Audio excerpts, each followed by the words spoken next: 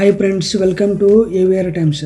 ಸ್ನೇಹಿತರೆ, ಗೃಹಲಕ್ಷ್ಮಿ ಯೋಜನೆಯ ಪೆಂಡಿಂಗ್ ಇರುವಂತಹ ಹಣವನ್ನು ಈಗ ಸರ್ಕಾರ ಹಂತ ಹಂತವಾಗಿ ಬಿಡುಗಡೆ ಮಾಡುತ್ತಿದೆ. ನೀವು ಈಗಾಗಲೇ ಗೃಹಲಕ್ಷ್ಮಿ ಯೋಜನೆಗೆ ಅರ್ಜಿ ಸಲ್ಲಿಸಿದ್ದರೂ ಇಲ್ಲಿ ತನಕ ಗೃಹಲಕ್ಷ್ಮಿ ಯೋಜನೆಯ ಹಣ ಪಡೆದಿಲ್ಲವೆಂದಾದರೆ ನಿಮಗೆ ಒಂದು ಸಂತಸದ ಸುದ್ದಿ. ಹಾಗಾಗಿ ಈ ವಿಡಿಯೋನ ಎಲ್ಲಿಯೂ ಸ್ಕಿಪ್ ಮಾಡದೆ ಪೂರ್ತಿಯಾಗಿ ನೋಡಿ. ನಿಮಗೆ ಇಷ್ಟ ಆದರೆ ಈ ಚಾನಲ್ಗೆ ಸಬ್ಸ್ಕ್ರೈಬ್ ಮಾಡಿ. ಸ್ನೇಹಿತರೆ, ಗೃಹಲಕ್ಷ್ಮಿ ಯೋಜನೆಗೆ ಅರ್ಜಿ ಸಲ್ಲಿಸಿದವರಿಗೆ ಸರ್ಕಾರ ಹಂತ ಹಂತವಾಗಿ ನಿಮ್ಮ ಬ್ಯಾಂಕ್ ಅಕೌಂಟ್ಗೆ ಹಣವನ್ನು ಜಮಾ ಮಾಡುತ್ತಿದೆ.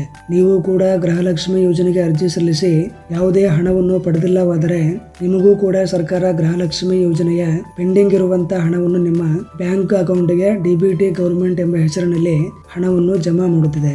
ನೀವಿಲ್ಲಿ ಸ್ಕ್ರೀನ್ ಮೇಲೆ ನೋಡ್ತಿರಬಹುದು, dear customer, DBT government payment of 2000 rupee credited to your account number ಅಂತ ಮೆಸೇಜ್ ಬಂದಿದೆ. ಈ ಮೆಸೇಜ್ ಬಂದಿರೋದು ಇದೇ ತಿಂಗಳ 11/1/2024 ಇದೊಂದೇ ಮೆಸೇಜ್ ಅಲ್ಲ, ಇಲ್ಲಿ 3 ಮೆಸೇಜ್ಗಳು ಬಂದಿರುವುದನ್ನು ನೋಡ್ತಿರಬಹುದು. ಹೀಗೆ ಬಹಳಷ್ಟು ಮಹಿಳೆಯರಿಗೆ ಸರ್ಕಾರ ಹಣವನ್ನು DBT ಗೌರ್ಮೆಂಟ್ ಹೆಸರಿನಲ್ಲಿ ಜಮಾ ಮಾಡುತ್ತಿದೆ. ಸೊ ಫ್ರೆಂಡ್ಸ್, ಒಂದ್ಸಲ ನಿಮ್ಮ ಮೆಸೇಜ್ ಇನ್ಬಾಕ್ಸ್ ಅನ್ನ ಚೆಕ್ ಮಾಡಿ, ಇಲ್ಲ ಅಂದ್ರೆ ನೀವು ಆನ್ಲೈನ್ ನಲ್ಲಿ ಬ್ಯಾಂಕ್ ಸ್ಟೇಟ್ಮೆಂಟ್ ಅನ್ನ ಚೆಕ್ ಮಾಡಿ. ಹೀಗೆ ಹಂತ ಹಂತವಾಗಿ ಸರ್ಕಾರ ಗೃಹಲಕ್ಷ್ಮಿ ಯೋಜನೆಯ ಪೆಂಡಿಂಗ್ ಇರುವಂತಹ ಹಣವನ್ನು ಬಿಡುಗಡೆ ಮಾಡ್ತಾ ಇದ್ದಾರೆ.